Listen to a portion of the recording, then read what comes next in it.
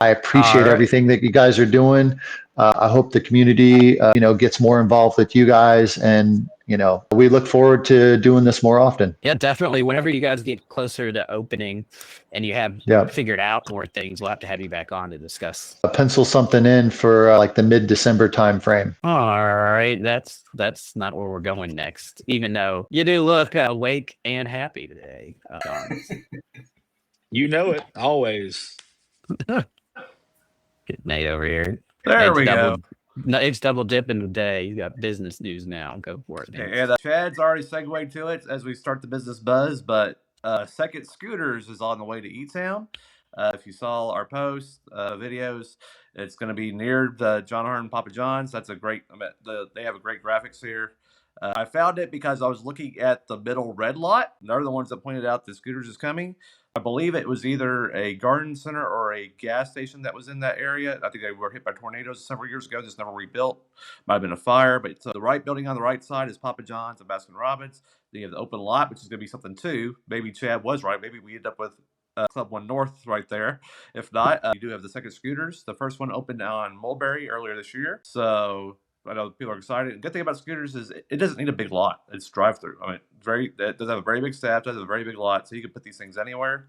So welcome them again, community. Speaking of coffee, a double coffee, YokeFellow is just opened up on the south side, which is where I live. I am on a south sider. They took the the thing on the left is a barbecue pit wheel. So they took a giant cinnamon roll, we replaced it with house-made barbecue sauce. What you're seeing on the right is the Dixie Club, and they had their own house-made bread. They had a pesto aioli with bacon and cheese, and then the drink, I think, was like 40 ounces or something. I love their cups. I love the table that we were sitting on. They're all different and eclectic. They were able to save some tables. They saved the original floor from the Lee's Famous Recipe, when it was Lee's Famous Recipe. That cookie you just saw was the iced oatmeal pumpkin cookie, I believe, but not great for my blood sugar, but it was awesome for my taste buds. So they have all sorts of fall menus. They have, because they couldn't save the drive-through thing, they do a mobile order, and then you pick it up at the windows. So that was, I think, just a genius way of getting around it. They have all sorts of food, very home-style interior, as you can see. I think they've done a great job transforming the space. If you didn't know it was a Lee's Famous Recipe, you probably wouldn't. I mean, there's big tables in the back that they can do for groups and men's groups and Bible studies. They had a bag from Green World Coffee in Hawaii, which I actually went to when I went to Hawaii a couple years ago. He's got stuff from Kenya. He's got stuff from other countries. I think it's going to be great. I went for a soft opening. I haven't been this week once they've been open, but soft opening went fantastic. I talked to John himself. He's a big supporter of the show and what we do, and I love the fact, and just like E-Town Swim, they're bringing an old building back to life. And that's what the big part of revitalization. Bourbon Barrel Tavern, where John works, they were the first ones. They're celebrating 10 years now in a revived building. So I love seeing all these revivals come out. As I say that, 2 brand new buildings are heating up, also on each side of Ring Road. The 3rd Kroger at Ring Road and Patriot Parkway, and the 1st Publix at Pearl Orchard and Ring Road.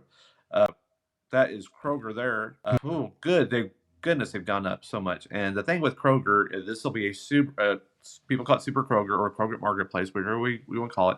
It's going to be almost 2.5 times bigger than Publix. And Publix isn't small. But Publix started first, so I really don't know who opens first. I have not seen a timetable or a grand opening for either one. I think that the big debate is who opens first. Publix started first and is smaller.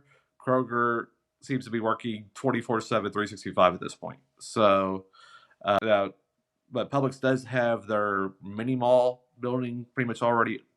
So this is Publix here.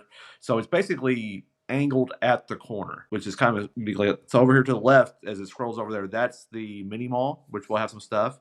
And then there's also the outlots, which I really didn't show, but we know one of those is a coffee shop. It may be Seven Brew. It may be Dutch Brothers. It may be Heine.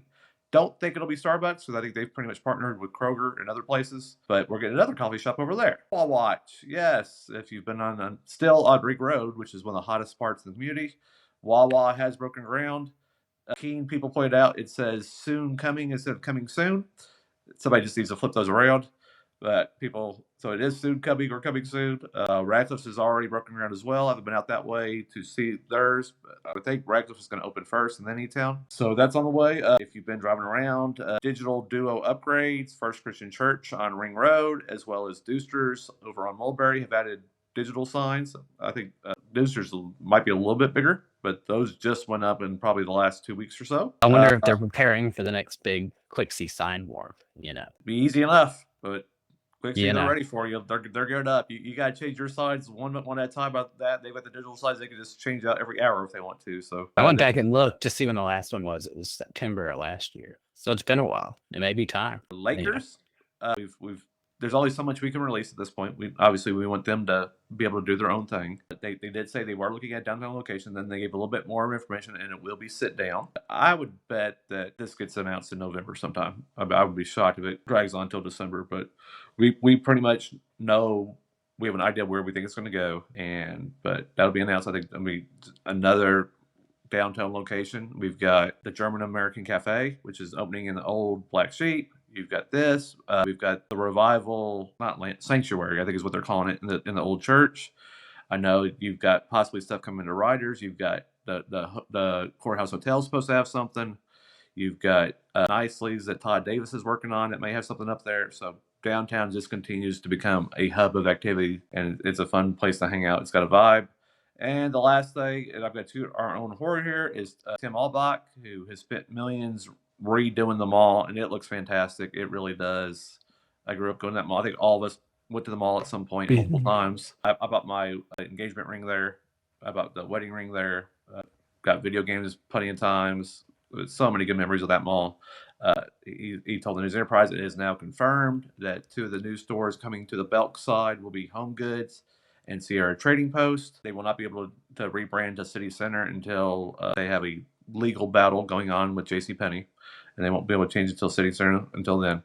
But I also want to say, back in July, I think it was July 27th, I had HomeGoods and Sierra coming. I knew it for a fact. I had sources. Now it's official. But I would say that thank you for trusting us and believing us that we know what we're doing. But we knew this 3 months ago. But I'm just glad it's confirmed now.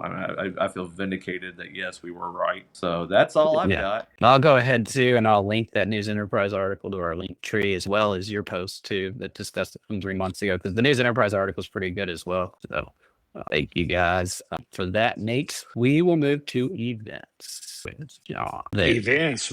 We've got a lot of events for sure. So starting today with events, we've got a couple things going on downtown.